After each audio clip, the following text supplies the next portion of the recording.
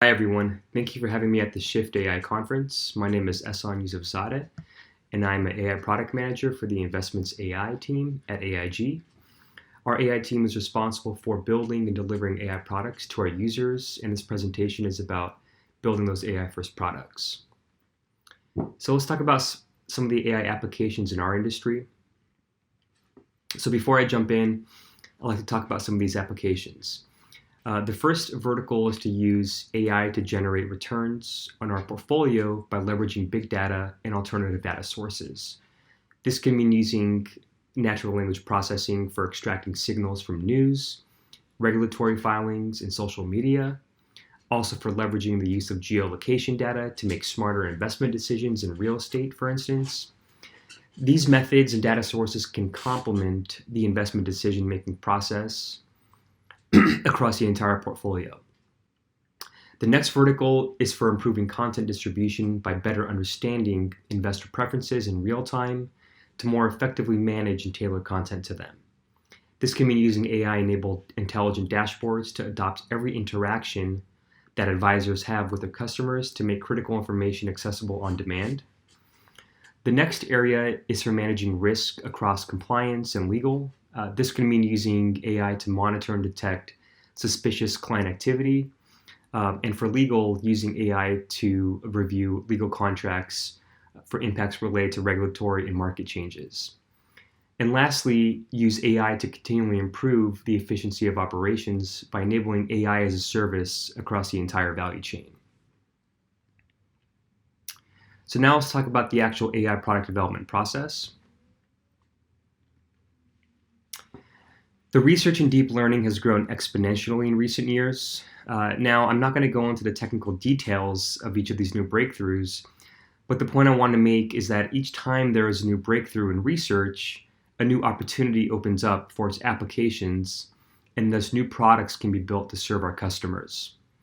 Additionally, each of these new breakthroughs can lead to greater performance of existing models that power existing AI products. Some of the most well-known applications being LSTMs for natural language processing that give greater context and understanding and memory for text data, using CNNs for their use in image recognition, which is well-known, using GANs for generating new data based on your own existing training data, for instance.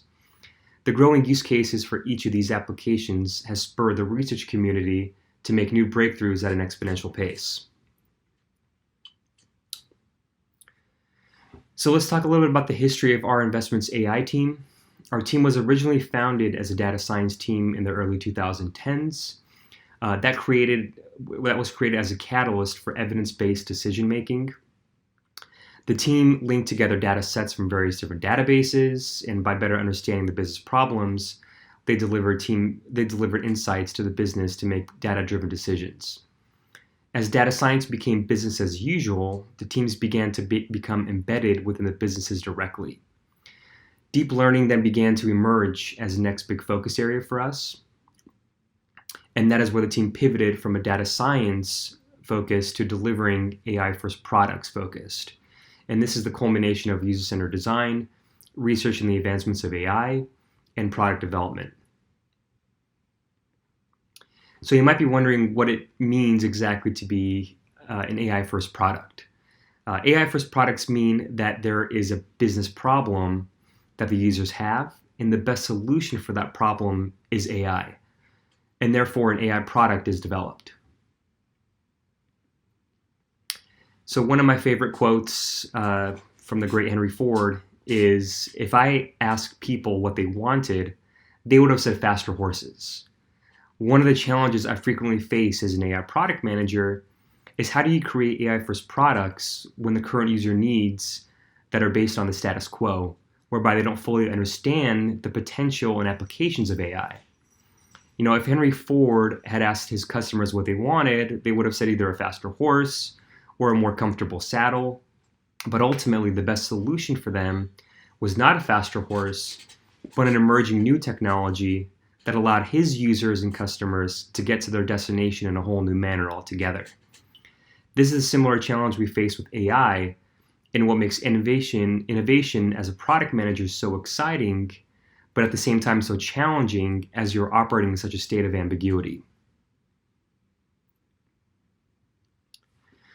And now let's talk a little bit about the AI product lifecycle itself. The first part is the proof of concept. It first starts with an idea that you have that you think you can solve a business problem in a whole new way. The next part is a research phase, asking questions such as, what data sets are available to us? What are the most appropriate models that we can solve this problem? What are the latest areas of research that have been done in different industries that we think can apply to our problem? The next part is the validation. Does the performance of our model sufficiently meet the expectations of our users? And after that, we get to the design and build phase of the proof of concept, addressing questions such as how do the users interact with our proof of concept, for them to vet it out themselves to see if this does indeed provide them with the value proposition. What improvements can we make to satisfy those needs based on their feedback? Does this mean that we need to improve the recall or precision of the model, for instance? Does it mean we need to get more data or different types of data sources? The proof of concept phase is a critical part in the product development process, as this is where you can get the most insight upfront as to what the value of your product would be for your users. And if you fail in the proof of concept phase, you need to fail fast and move on to the next idea that you have in your backlog, because if the product fails at a later stage, it becomes much more costly. And this is why the proof of concept phase is so critical. So once we have created a proof of concept that has established the appropriate product market fit, we then graduate from a proof of concept to a minimum viable product for our users. And after you've launched your MVP, the next phases are to make continual improvements of the product based on your user needs. Now let's talk a little bit about the available product metrics in the product lifecycle. In the beginning stages, you're operating in a state of ambiguity, and the only information you have to better understand the problem space is dissecting the user process itself.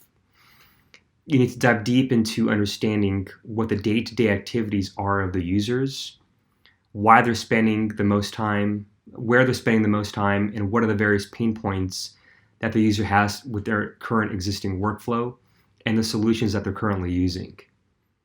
After you have the solution that can best solve those user needs, you then begin to acquire more qualitative data from your users. And this can be either from user interviews, customer surveys, etc. And as the product launches, you then begin to acquire much more quantitative data to make improvements to your product. And these can be in the form of capturing user behaviors in the product you created, something such as from activity in the product itself. And ideally, you want to be able to implement a feedback loop with your users such that their feedback can be measured in a way for you to automatically ingest back into your models to make improvements. An example of this might be on the front of the product, you may add a feature for your users to flag if an output of your model has misclassified something. And a common application of this is for email applications, for instance, for when you report an email as spam, and thus in turn giving feedback to the models to improve their accuracy. So beyond the MVP, so after you've had a successful proof of concept and you've had a successful MVP launch, the next phases are to generate value for your customers and users, and to get to the point where your product now becomes business as usual for your actual user base, to the point where it's so ingrained in their day-to-day workflow that they cannot live without your product to make their lives better. So now let's talk a little bit about the AI product types and the teams behind them. So AI products vary in size and form, and each tier of products requires a different product team composition. At the top tier, you have full stack AI products, and these are end-to-end solutions delivered to your customers. They can be either web or mobile-based products that have a full front end for the users to engage with. And due to the nature of these products, a much larger team is required to deliver these. And in the middle, you have your models and APIs data products. And these products are typically APIs delivered to your users that are used as inputs into another application or model that they may be using. And in this tier, we may just develop our models on a given data set and output the results of our model via a data product through an API to our customers. And given that these products don't require a front end, they have a different team makeup as compared to full stack products. And lastly, the bottom tier is staff augmentation. And these are not technically products, but more AI consulting to support the business. And as I had previously discussed, this is where the team had first originated from until we progressed to an AIfirst product organization as represented with the other two tiers. So let's talk about the full cast behind AIfirst products. So on the left-hand side, you have your AI scientist, and they typically have a PhD in machine learning or natural language processing and are responsible for creating our models and researching the latest applications in the research community and also for publishing our own research. Next, you have our AI engineers who typically have an advanced computer science degree with experience in machine learning, and they are responsible for taking a model from our scientists and bringing it into a production level quality and performance. Next, you have our data engineers who are responsible for creating our databases and those requirements for the databases. Next are back-end developers who are responsible for creating the services that power our tech stack. Next, we have our front-end developers who are responsible for the front end, whether it be web or mobile, that are based on our designs. Next, we have our UX and UI designers. These are typically our product designers that design the front end based on a user-centered design approach. Next, we have our strategy and business analysts who are responsible for researching the business and user problem and assisting the product teams on gathering those requirements. And lastly, you have your AI product manager who is responsible for the product vision, strategy, and ensuring that the products are delivered to the users. So at the bottom tier is just AI consulting and team augmentation, which is just your scientist. And at the next tier, for your models and APIs and data products, you have your team composition would be typically your scientist, your AI engineers, data engineers, backend developers, and strategy analyst, and your AI product managers. And then lastly, your full stack AI products would include the entire cast that we went through. And one important point that I want to make is that just because we have one circle on the product team doesn't necessarily mean that it's actually one person. So different product teams might have, for instance, one might have 5 scientists on there, one might have 2 scientists on there. So every product team varies in shape or form, but ultimately those that have full stack products typically have that entire cast, as we had previously talked about. So lastly, I'm going to talk a little bit about identifying the right AI product manager and what the role of that product manager might be. So what makes a great AIfirst product manager? It's really 3 areas. The first is general product management skills. So this is understanding, not necessarily for AI, but having those general product management skills in other technology products. The next is having subject matter expertise. This can mean either having experience in the past in a certain industry, or just someone that is able to excel and better understand the user needs through having a learning curve to get up to par on that subject matter expertise. And lastly is your AI technical expertise, having an understanding of what types of models can apply to the actual problem that we have, what are the available data sources out there, what do we need to do with that data to prepare it properly to input it into our models, and understanding the entire kind of workflow for the model development process. So one common problem is that typically a product team would have a high degree of technical expertise and very little subject matter expertise, whereas your stakeholders and users might have very high subject matter expertise, but very little AI technical expertise. And this dynamic can pose risks to the product, as you could fall into the trap of the 2 teams not fully understanding one another. So that the goal for the AI product manager is to push the AI product team more closer to the stakeholders by getting the product team a little bit better understanding of the subject matter expertise, and ultimately getting your stakeholders and users to better understand some of the aspects of AI and educating them on how AI actually works.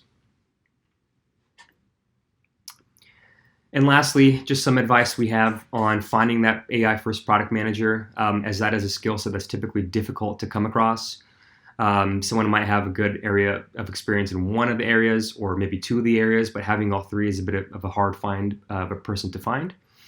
So we think that a general PM can make a great AI first product manager by getting that AI experience on the job and growing into that AI first product manager. We also think the technical folks can become good product managers as well, as they have a deep solution experience, understanding what the solutions are for AI. And lastly, your business generalist who have strong subject matter expertise can grow into AI first product managers if they aspire to better understand some of the product manager roles and understanding how AI has applied into their subject matter. And that is it from me. Thank you for having me at the Shift AI conference.